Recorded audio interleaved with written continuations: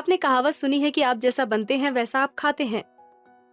बृहत भक्षकाणु उदाहरण के लिए ये खतरनाक जीवाणु को खाते हैं।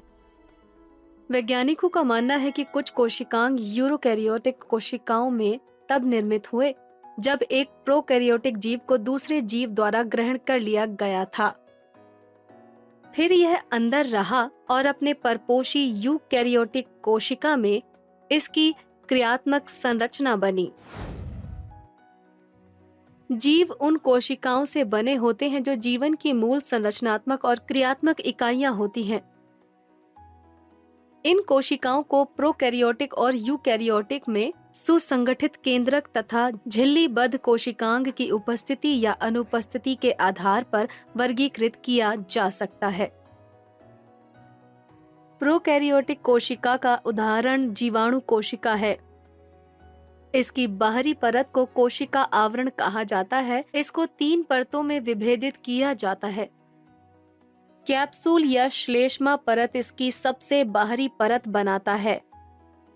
इसमें आंतरिक पेप्टिडोग्लाइकेन कोशिका भित्ति होती है। सबसे भीतरी परत प्लाज्मा झिल्ली होती है। प्लाज्मा झिल्ली रंगहीन भरण पदार्थ के लिए एक तत्काल आवरण के रूप में कार्य करती है, जिसे कोशिका द्रव्य कहते हैं। कोशिका द्रव्य में अंतःस्थापित केंद्रक में एक केंद्रक काभ होता है जो द्विरज्जुक डीएनए के एकल अणु से बनता है। यह डीएनए अत्यधिक कुंडलित होते हैं। केंद्र काभ को केंद्रक झिल्ली और केंद्रिका रहित होता है। कोशिका द्रव्य को झिल्लीबद्ध कोशिकांग की अनुपस्थिति से लक्षित किया जाता है, जैसे अंतर्द्रव्य जालिका, गोल्जिकाए, प्लास्टिड, माइटोकॉन्ड्रिया, लाइसोसोम इत्यादि। जीवाणु कोशिका द्रव्य में आरक्षित खाद्य पदार्थ और 70S प्रकार राइबोसोम उपस्थित होते हैं। यूकैरियोटिक कोशिकीय संगठन प्रोटिस्ट, कवक, पादप एवं जंतु में पाया जाता है। एक विशिष्ट यूकैरियोटिक कोशिका में प्लाज्मा झिल्ली का एक आवरण होता है जो अर्ध द्रव पदार्थ से घिरा होता है, जिसको कोशिका द्रव्य कहते हैं। प्लाज्मा झिल्ली अर्ध पारगम्य झिल्ली होती है जो कोशिका में पदार्थ के विनिमय का कार्य संपन्न करती है। यह एक जंतु कोशिका का सबसे बाहरी आवरण होता है, जबकि पादप कोशिका में प्लाज्मा झिल्ली के बाहर एक अतिरिक्त कठोर कोशिका भित्ति होती है। केंद्रक झिल्ली और विशिष्ट केंद्रिका युक्त एक केंद्रक यूकैरियोटिक कोशिका के मुख्यतः उपस्थित होता है। केंद्रक और प्लाज्मा झिल्ली के मध्य स्थान को कोशिका द्रव्य द्वारा घेर लिया जाता है, जो कोशिका की आकृति में मदद करता है। इसमें झिल्लीबद्ध कोशिकांग जैसे अंतःप्रद्वयी जालिका, गोल्जिकाए, माइटोकॉन्ड्रिया, हरित लवक, लाइसोसोम आदि की उपस्थिति होती है। हरित लवक एक पादप कोशिका की विशेषता है और प्रकाश संश्लेषण स्थल है। एक यूकैरियोटिक कोशिका में राइबोसोम 80S प्रकार के होते हैं।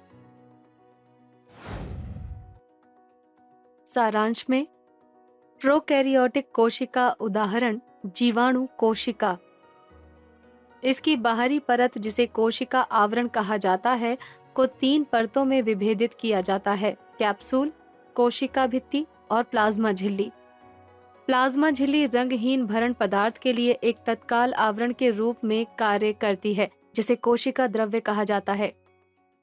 कोशिका द्रव्य के केंद्र में एक केंद्र काभ होता है जो द्विरज्जुक डीएनए के एकल अणु से बनता है। कोई केंद्रिका और केंद्रक झिल्ली उपस्थित नहीं होती है। कोशिका द्रव्य में झिल्लीबद्ध कोशिकांग अनुपस्थित होते हैं।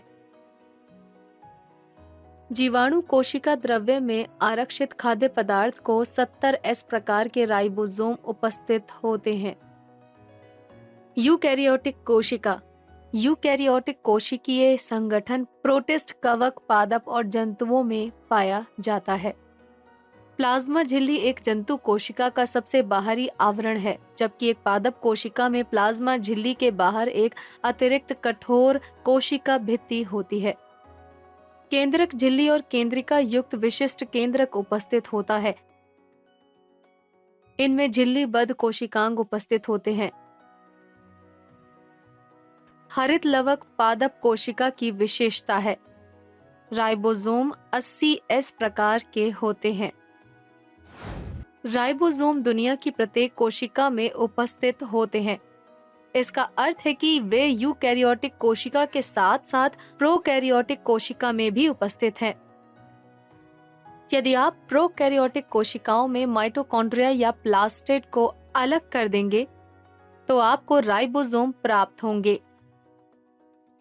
इसके बारे में जानने के लिए वीडियो देखिए। Keep imbibing. We believe in you.